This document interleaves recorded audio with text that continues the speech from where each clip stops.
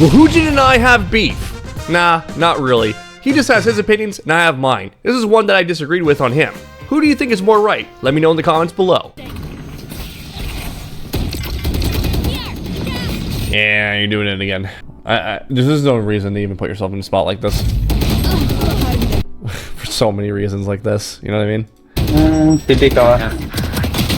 Look how crazy this round flipped on its head.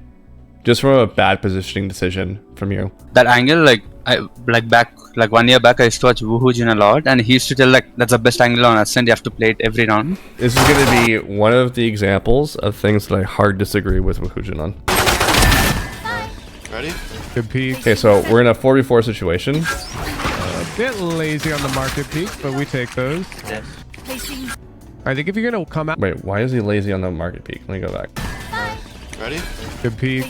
I suppose. Yeah, okay, so I mean, like, the real problem here is just like the cloudburst can be whipped around the corner. He's worried about someone just being outside the smoke and just like fighting him here. So yeah, sure, I'll give him that. A bit lazy on the market peak, but we take those. Yes.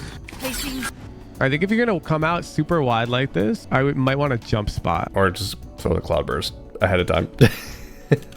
Especially at this time, it's probably an even longer lasting I'm a cloudburst. bit worried for you on these angles. This one not as likely in a pistol round. But they are unlikely because the B main pick. Yeah. Okay, so he's on the same page as me. Good. Yes. Good. And now where do we go? Where do we go? Where do we go? This has been drilled into me from a million VOD reviews with Dope Eye. Yeah, I'm gonna disagree with both these guys then. At this point here, you just play on site and you're good. You just play boathouse, you're fine. That's your job is done. There's only one answer. Spawn? No. Wrong. That's a grief. That's just asking to fight chamber. Yeah, that's a hard no. You don't go in and spawn. Long range. Stay. Regardless of who it is you're fighting. All three of these guys, anyone's begging for you to push that smoke and make it a 3v3. That's definitely not what you do. There's no giraffe. You go giraffe, chat. Giraffe. Why would you go giraffe in this situation? I hard disagree with them. If you're, so first of all, let's pretend that there's one person still over here. Having 3 people going in there and guaranteeing that is like dynamite for getting the post plant. And then let's say that one of them dies, you now have an up-down angle like this that easily is defended against people who have no smokes. That makes no sense. We should not be going giraffe here. If you go giraffe in the situation, both these guys go, sure, they might end up getting a 1-for-1 trade and the post plant's there, but now you're in this position isolated. This person can't help you at all, and this person's over in buttfuck nowhere doing nothing. This makes no sense.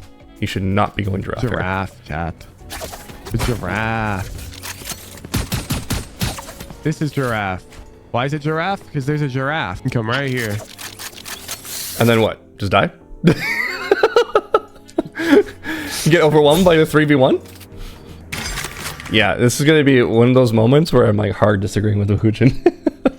And that's a cool thing about coaching as well, right? Like, there's so many different perspectives, and like, and not even just like coaching. It's just like playing Valorant. There's so many different perspectives of how people will play certain things, and you can discuss it. Like, you know, Aussie and I disagree on smoke placements all the time, right? And I can see his value in his smoke placements, and from his perspectives of playing at a high level, how things work and how they flow, and I get that.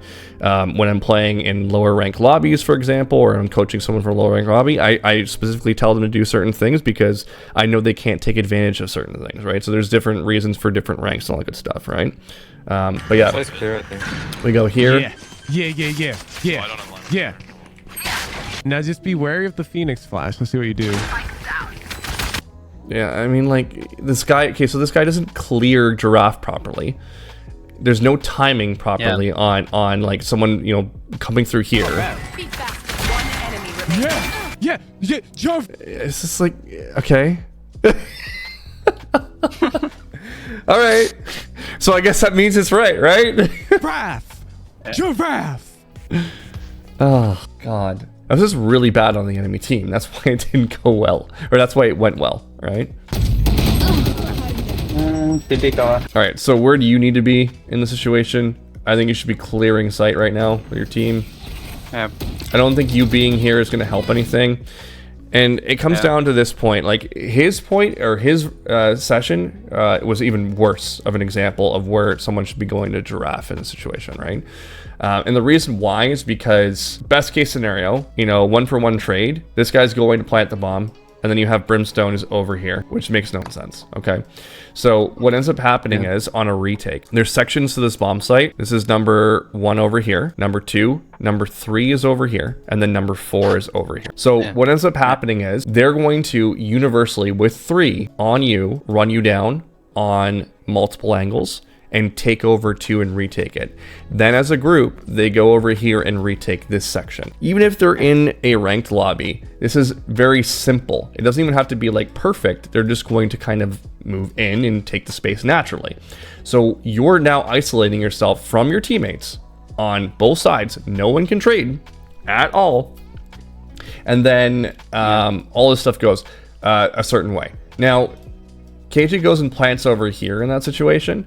And luckily there's no one else on the bomb site, so they end up having Chamber alive here. But again, that could have gone really wrong really quickly.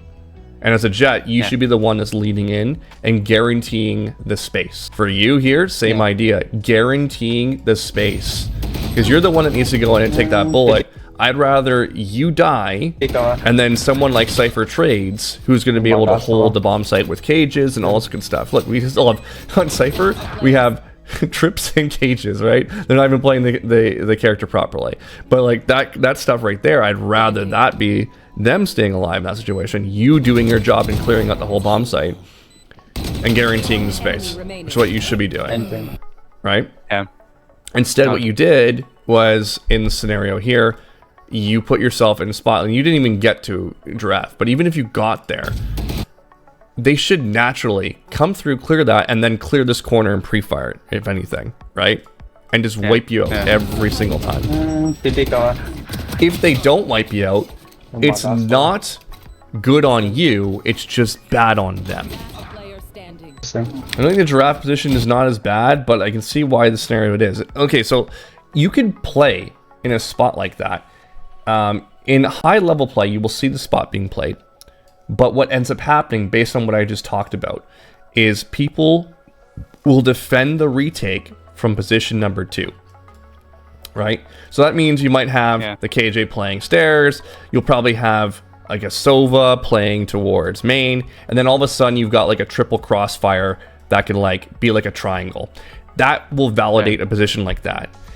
In ranked, what's going to end up happening is you're going to get bosom buddy over here and bosom buddy number 2, and they're going to sit on site like this and just make love in the corner while you take on the friggin' world, okay?